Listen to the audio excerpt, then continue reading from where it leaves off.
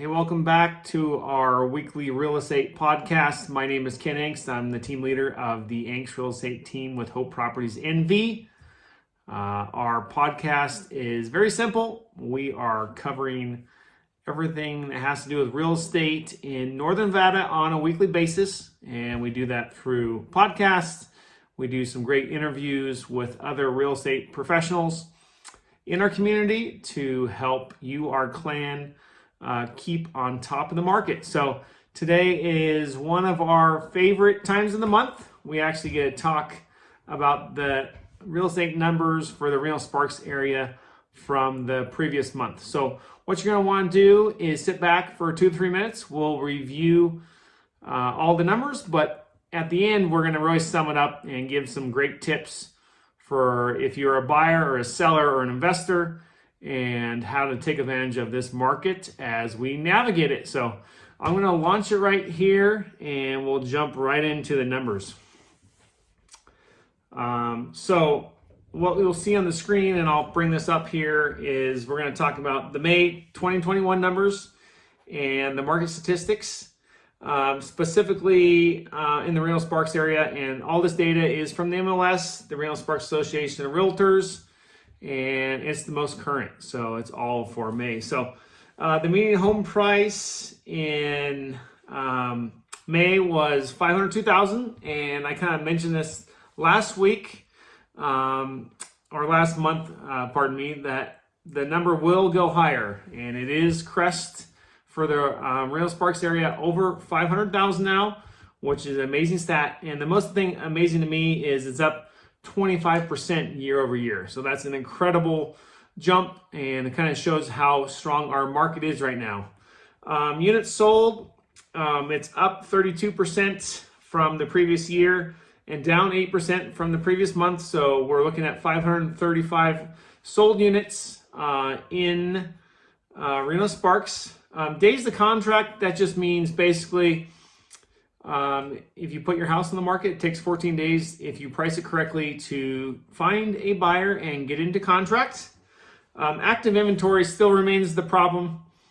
We're still hovering around the 300 level, but it's down almost 70% year over year, which is a shocking number. So there's still a pretty good appetite out there of people who are wanting to buy homes, and we're keeping that inventory low at 300. I'm not going to really go over price per square foot. It's $295.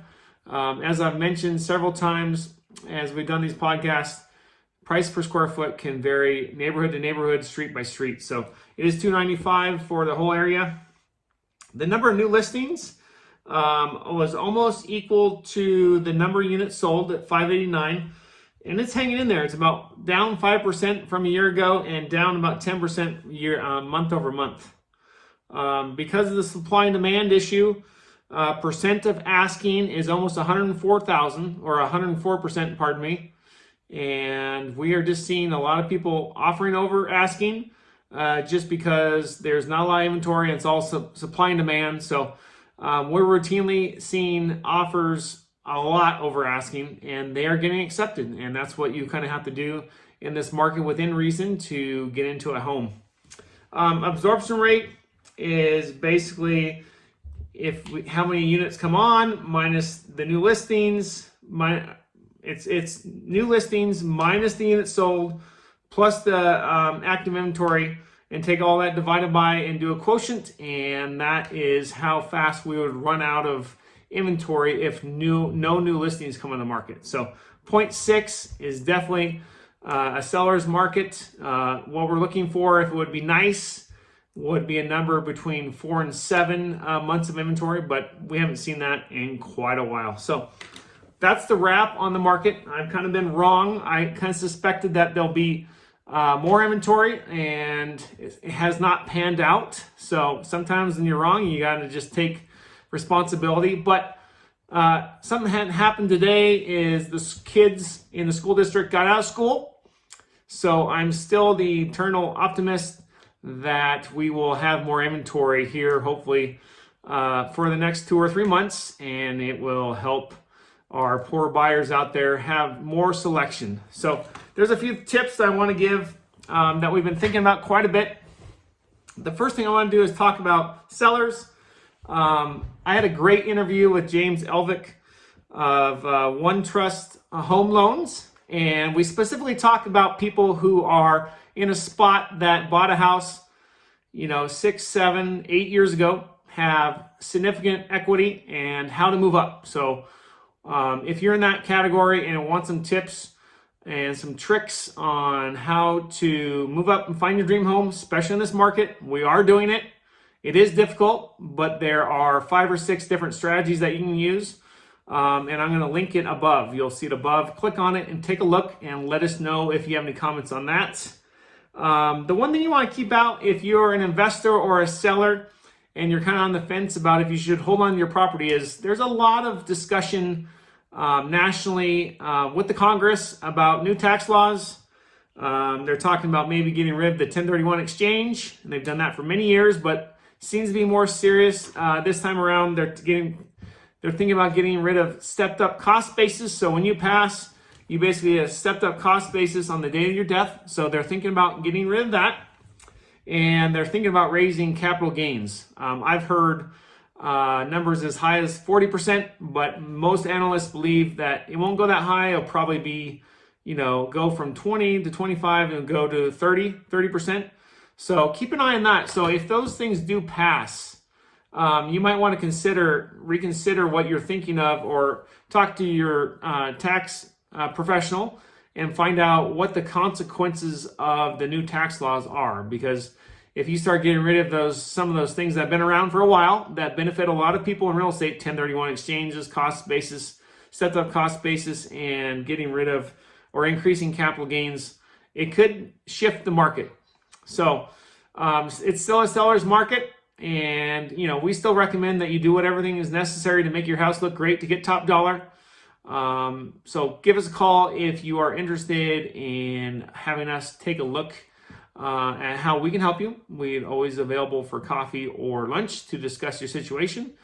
For buyers, we're having a lot of success in this market getting our buyers accepted on offers that they were originally passed up on. So what we're seeing is it is a very competitive and tight market, and we're having a lot of buyers sticking offers over asking, and they get into a situation where they start getting into the process of escrow, and then what happens is they get a bad inspection, or they find out they need a new roof, so they don't want to really put $30,000 over asking if they need a new roof. So we have people backing out, and at that point we've been actually keeping track of all the ones we put offers in and check in with the other realtors, and we've had several people get in houses that they were originally passed on and actually get them into contract, and we know what the issues are. So typically they'll take a little lower price, but they're willing to take your offer right up front if it's competitive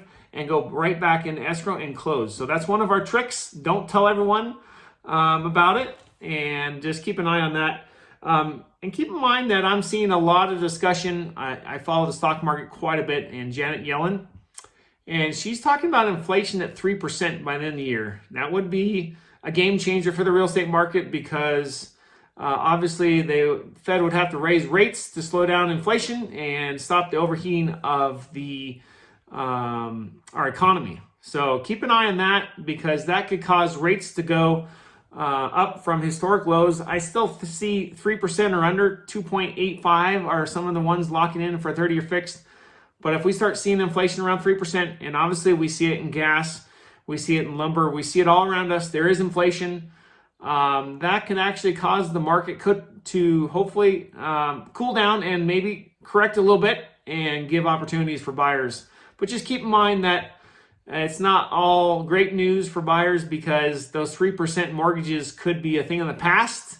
So you just have less money and higher rates, and even if prices go down, sometimes the lower rates are more important than a better price. So if you guys have any questions, feel free to send us a text, email, comment on social media, like our Facebook page, like our YouTube videos. We have lots of new subscribers, lots of great information. The one thing that's coming out soon is the tax abatement form from Washoe County.